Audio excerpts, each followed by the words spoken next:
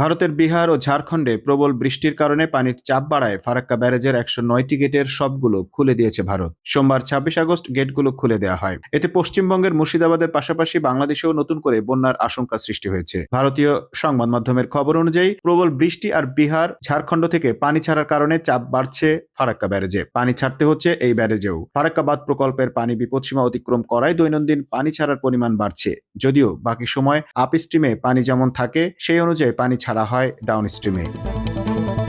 গঙ্গার পানি স্তর বেড়ে যাওয়ায় ১১ লাখ কিউসেক পানি ছাড়া হয়েছে। ফারাক্কা বাঁধ প্রকল্প সূত্রের বরাতে স্থানীয় গণমাধ্যম বলছে, বিহার ও ঝাড়খণ্ডে বিপুল পরিমাণ বৃষ্টি হওয়ায় এবং ফারাক্কা বাঁধ প্রকল্পের পানি স্তর বৃদ্ধি হতেই সব গেট খুলে দেওয়া হয়েছে।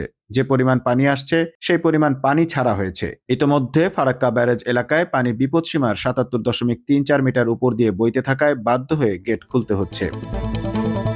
স্থানীয় কর্তৃপক্ষের দাবি, ফারাক্কা ব্যারেজে পানি ধরে রাখার সক্ষমতা নেই, ফলে পানি ছাড়তে বাধ্য হচ্ছে তারা। পানি না ছাড়া হলে ফারাক্কা ব্যারেজ ক্ষতিগ্রস্ত হওয়ার আশঙ্কার কথাও জানানো হয়েছে। অন্যদিকে পানি ছাড়ার ফলে গঙ্গা থেকে তা ঢুকছে বিভিন্ন গ্রামে ও মাঠে। প্লাবনের আশঙ্কা করছেন মুর্শিদাবাদের মানুষ। বিহার ঝাড়খণ্ড সহ গঙ্গার উচ্চ অববাহিকায় ব্যাপক বৃষ্টি হয়েছে, যার ফলে হু হু করে বাড়ছে গঙ্গার পানির স্তর।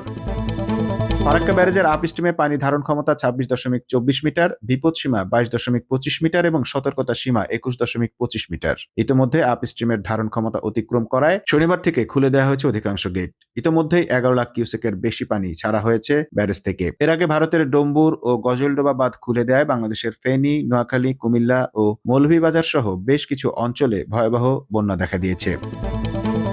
Mamun Mahfuz, time news desk.